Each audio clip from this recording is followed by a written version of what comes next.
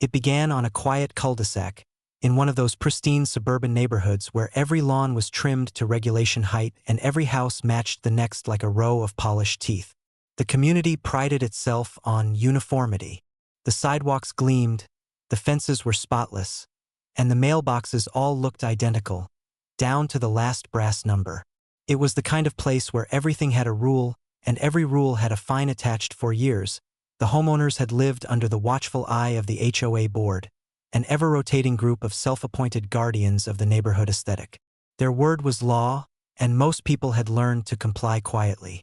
Until one day, a man named Tom Miller decided to make a small change.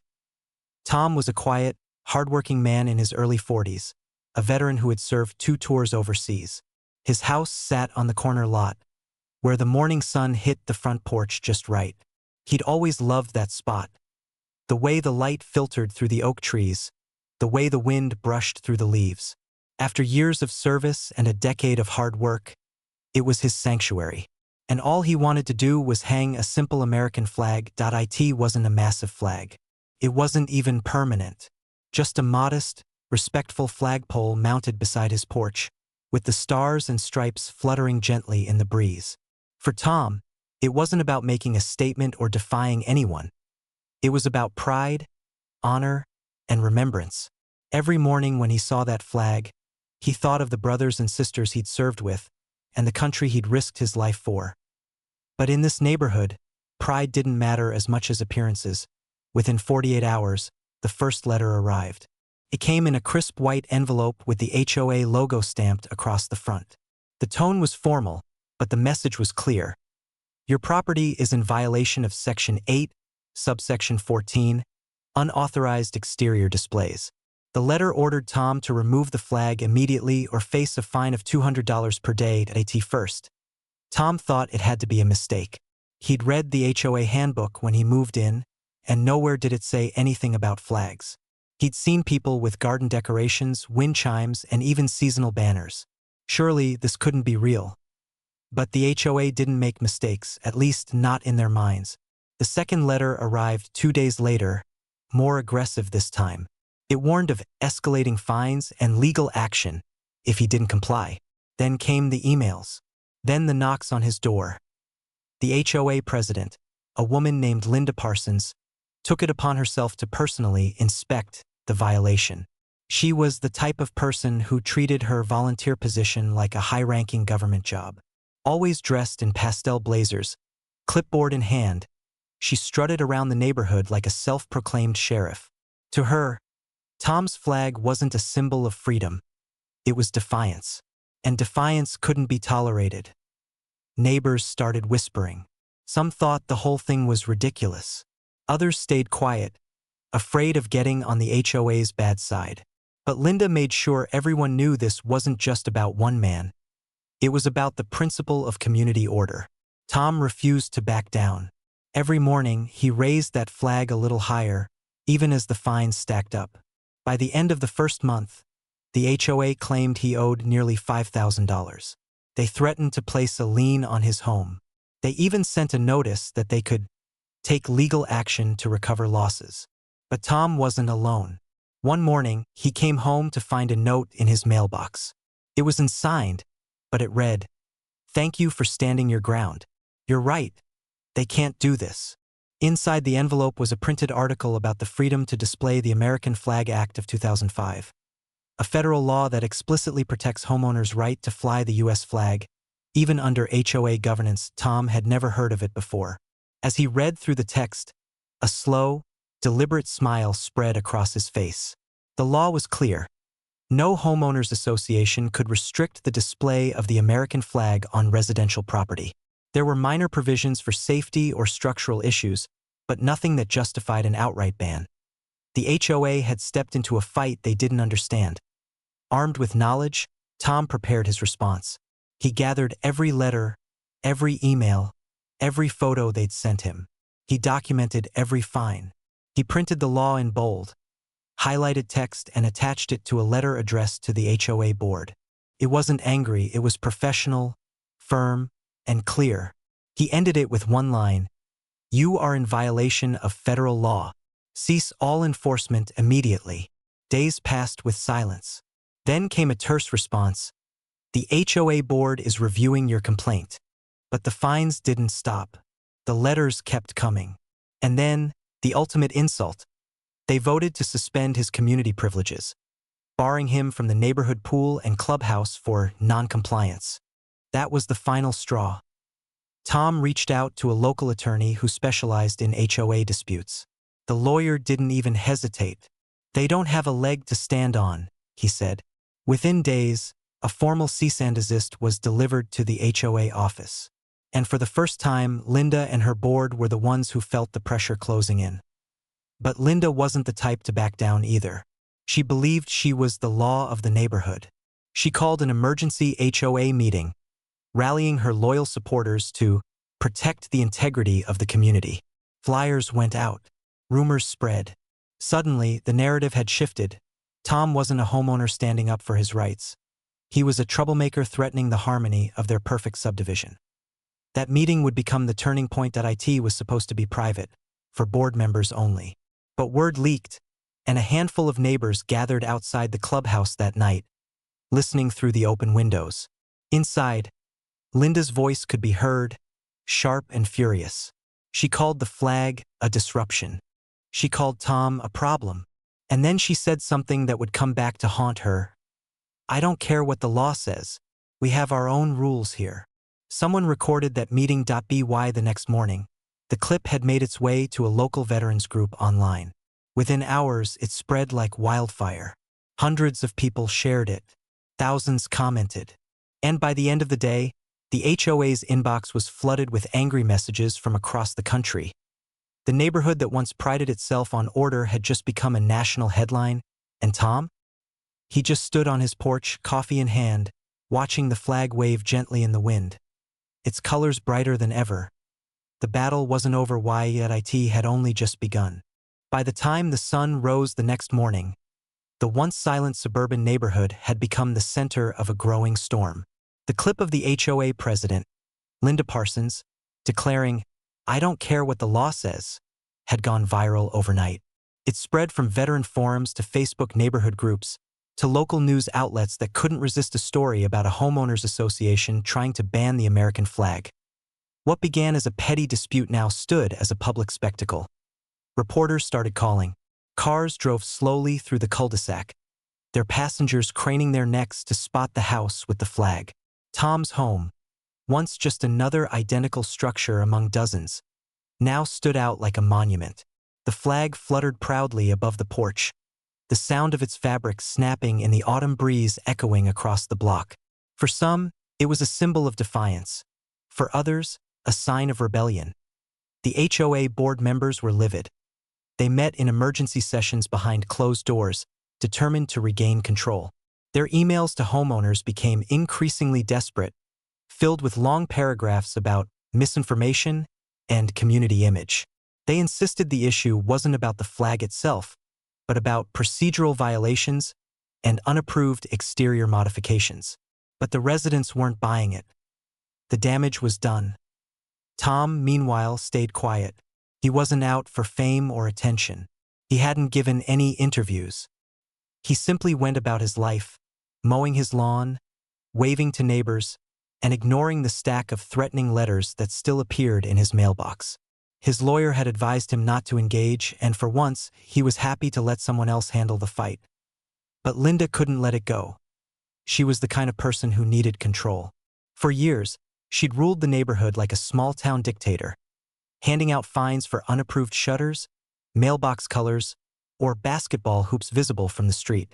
She'd built her authority on fear and compliance, and now, for the first time, someone had stood up to her and won the public's sympathy.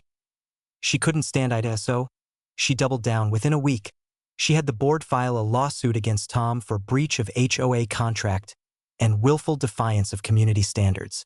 It was a laughable claim, but enough to drag the issue into civil court. What Linda didn't realize was that in doing so, she had just given Tom and his attorney the perfect platform to fight back legally. The story spread even further once the court filing became public record. A few local journalists attended the first hearing, eager to see the infamous HOA president face the man she tried to bully. By then, even residents who'd been too afraid to speak out were quietly rooting for Tom. Some had begun flying their own flags. Others left small notes of encouragement on his porch, thank yous, folded letters, even baked goods from grateful neighbors who'd finally found a bit of courage. The once silent community was shifting. When the first court date arrived, Linda arrived dressed like she was attending a corporate gala. She strutted into the courthouse with her binder of HOA documentation and a thin smile plastered across her face. Her board members trailed behind her, clearly uncomfortable with the media cameras lining the steps. Across the room, Tom sat with his attorney, calm and unbothered. He didn't need to speak. The facts spoke for themselves. The attorney began with the basics, a federal law known as the Freedom to Display the American Flag Act of 2005. The text was clear and irrefutable. No homeowners association could restrict or prohibit a homeowner from displaying the U.S. flag on their property. Period. Any rule or bylaw that contradicted that was null and void. When the judge asked Linda if she was aware of this law, she hesitated. Then she said, "We believe our community standards supersede that." The courtroom went silent. Even the judge blinked in disbelief. It was over before it began. The court quickly ruled in Tom's favor, ordering the HOA to cease all enforcement actions immediately. The judge also noted that the HOA had engaged in harassment and misuse of fines, suggesting further penalties might be appropriate if the behavior continued. Tom's attorney filed a motion to recover legal fees and damages for emotional distress. Linda's face, once so confident, turned pale. The flag case had officially turned against her, and it was far from over. News crews waited outside as Tom left the courthouse, flag pin on his jacket, quiet smile on his face. He didn't say much, just thanked everyone for their support. But the story didn't die down. In fact, it grew. The footage of the courtroom hearing hit social media, and soon, national news picked it up. TV segments debated HOAs gone too far, and interviewers begged for statements from both sides. The HOA's reputation tanked overnight. Residents began to revolt internally. The next board meeting was chaos. For the first time, homeowners showed up, dozens of them angry and loud. They demanded transparency, accountability, and Linda's resignation. The same neighbors who once avoided conflict now stood together, their voices united. Some shouted about unfair fines, others about intimidation tactics. Years of pent-up frustration poured out in a single night. Linda tried to maintain control, banging her gavel and insisting everyone remain civil. But no one listened anymore. She had lost the respect and the power that had kept her in charge for so long. One man shouted that he'd been fined for leaving his trash cans out an hour too long. A woman accused the board of favoritism. Another neighbor claimed she'd been threatened with foreclosure over landscaping plants. The list went on. By the time the shouting stopped, Linda looked small, cornered, and powerless. The board voted to suspend further enforcement actions until a full review of the HOA's practices could be completed. Several board members resigned that same night. Only Linda stayed, vowing she'd fix the damage done by outsiders. But it was too late. The neighborhood had changed. Flags now flew from half the porches in silent solidarity. People who'd never spoken to each other before were chatting over fences, sharing stories of their own HOA nightmares. The control that had once defined the community had been replaced by something new. Unity. Tom's case was far from finished. His lawyer had filed an additional claim for damages, and there were whispers that a state-level investigation into the HOA's practices was underway. But Tom didn't care about the money. He cared about the message. He had stood up for what was right, and others had followed. Yet, as peace began to return to the street, Linda plotted quietly in the background. The humiliation had stung too deeply. She wasn't done yet. Not by a long shot. In her mind, Tom hadn't won. He'd merely delayed the inevitable, and soon, she'd make sure he regretted ever raising that flag. For a few brief weeks, the neighborhood seemed calm again. The air felt lighter, freer. The endless chain of HOA letters had stopped, and for the first time in months, Tom could sit on his porch in peace. The sound of flags fluttering up and down the street became a quiet chorus of defiance, a symbol that the residents had taken their community back. But beneath that surface calm, the remnants of the old regime were still simmering. And at the center of it all was Linda Parsons. She had lost her power, her credibility, and most of her allies. The HOA board had been gutted, several members resigning after the court case and the public backlash. Yet Linda clung to her title like a lifeline, refusing to step down even as petitions for her removal circulated throughout the community. Every day, her inbox filled with angry messages from homeowners, and her voicemail overflowed with reporters still asking for comment. She ignored them all in her mind. She wasn't the villain. She was the misunderstood protector of order, someone who had tried to keep chaos out of her neighborhood, only to be betrayed by the very people she served. The embarrassment had curdled into obsession, and that obsession focused squarely on Tom Miller. Late at night, she drove past his house, her headlights off, staring at the flag as it swayed under the porch light. To her, it wasn't just fabric. It was a taunt, a reminder that he had humiliated her in front of the entire country. The viral videos, the news coverage, the laughter. She blamed him for all of it. In her eyes, he'd destroyed everything she had built, so she decided to strike back. One last time. It started small. She filed new, anonymous complaints about noise and unauthorized visitors. She reported supposed code violations to the city, each one dismissed just as quickly as it was filed. Then, she began circulating rumors in the neighborhood Facebook group, accusing Tom of profiting off the situation, of using the flag for attention. It was petty, desperate, and transparent. But when that didn't work, she made one final mistake. Linda accessed the HOA's financial accounts she no longer had the authority to use, and paid a private contractor to remove unauthorized structures from Tom's property. The invoice described it vaguely, and she signed it using the HOA's letterhead. One morning, while Tom was at work, the contractor arrived and began dismantling his flagpole, unaware that it was the subject of a legal dispute. When Tom returned home, the sight stopped him cold. The flagpole was gone. Only a shallow patch of torn soil remained, the base of the mount ripped from the porch. The flag itself lay crumpled on the ground, dirt-stained and torn. For a long time, he didn't move. He just stood there, staring at it, his jaw tight, his fists clenched.